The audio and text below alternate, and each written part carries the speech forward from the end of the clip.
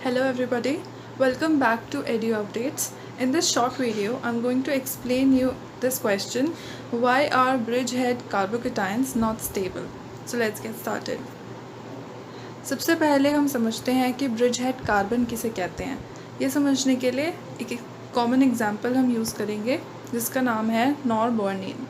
नॉरबोर्निन is a polycyclic hydrocarbon ring. Polycyclic इसलिए क्योंकि यहाँ पर एक से ज़्यादा रिंग्स हैं, एंड सिंस यहाँ पर 2 रिंग्स हैं इसलिए हम इसे बोलते हैं बाईसाइक्लिक रिंग।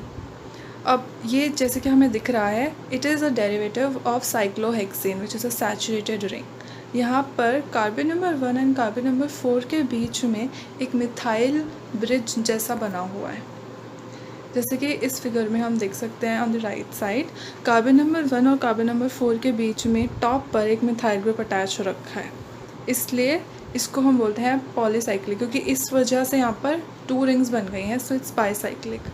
अब जो कार्बन नंबर 1 और 4 है इसी को हम कहते हैं हमारे ब्रिज हेड कार्बन्स। ओके, सो अगर यहाँ पर कार्बोकेटाइन बनेगा तो वो कैसा दिखेगा? अगर C1 या C4 पे से किसी पर भी पॉजिटिव चार्ज आ जाए, यानी कि वहाँ से इलेक्ट्रॉन्स हट जाए, तो वहाँ पर एक कार्बोकेटाइन बन जाएगा। अब why is this carbocation not stable, ये समझने के लिए हम ये समझते हैं कि स्टेबल कार्बोकेटाइन्स कौन से होते हैं। So since carbocation is a electron deficient species, तो वहाँ जितने ज़्यादा इलेक्ट्रॉन डोनेटिंग ग्रुप्स लगते जाएंगे उसकी स्टेबिलिटी उतने ही ज़्यादा बढ़ती जाएगी। तो यहाँ पर एक मैंने ऑर्डर बनाया हुआ है सिंपल सा।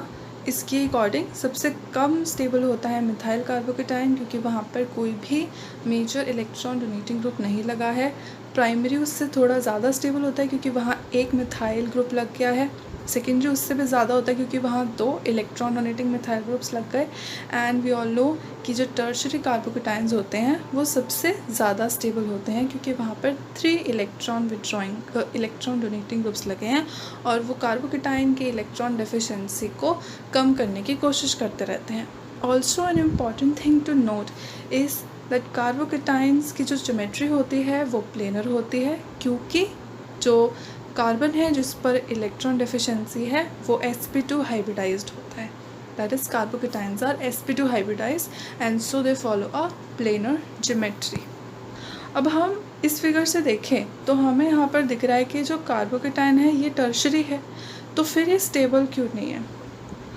तो इसके लिए हमें इसके ज्योमेट्री को रीज़न लेना पड़ेगा, क्योंकि अगर यहाँ पर इस ब्रिजहेड पर एक कार्बोकेटाइन बनता है तो उसकी हाइब्रिडाइजेशन होगी sp2, यानी कि तीनों बॉन्ड्स जो लगे हुए हैं उस कार्बोकेटाइन से वो सब एक ही प्लेन में आने चाहिए, यानी कि वो कुछ ऐसा दिखना चाहिए। लेकिन ऐसा पॉसिबल नहीं है। अब ये पॉसिबल क्यों नहीं है? इसके कुछ रीज़न्स हैं। क्योंकि पहली चीज़, sp2 हाइब्रिडाइज जो कार्बन होता है वो ज़्यादा स्पेस ऑक्यूपाई करता है क्योंकि उसका बॉन्ड एंगल 120 डिग्री होता है। इसके लिए उसे अपने बॉन्ड्स को थोड़ा और फैलाना पड़ेगा। यहाँ पर वो नहीं कर सकता क्योंकि यहाँ पर एक स्टेरिक फैक्टर आ जाता है, क्योंकि यहाँ पे आसपास और भी कई कार्बन्स लगे हुए हैं और उनके साथ और भी हाइड्रोजन्स अटैच्ड हैं। तो इस कॉम्पैक्ट स्ट्रक्चर में एक स्टेरिक फैक्टर आ गया जिस वजह से ये अरेंजमेंट पॉसिबल नहीं है, फेवरेबल नहीं है। ऑल्सो अगर वो फैलाने की कोशिश करेगा तो एक एंगल स्ट्रेन आ जाएगा पूरे ही कंपाउंड में, जिसकी वजह से वो कंपाउंड अनस्टेबल हो जाएगा। सो नाउ वी नो कि बिकॉज जो sp2 हाइब्रिडाइज्ड कार्बन है जो होता है उसको एक प्लेनर अरेंजमेंट चाहिए, एक प्लेन चाहिए जिस पे उसके तीनों बॉन्ड्स आ जाएं, और वो अरेंजमेंट ब्रिज हेड कार्बन्स के ऊपर पॉसिबल नहीं है, इसीलिए bridgehead carbocations are not stable. So this was all for today. Thank you for watching this video. Do not forget to like, share and subscribe, and come back for more such videos. Thank you.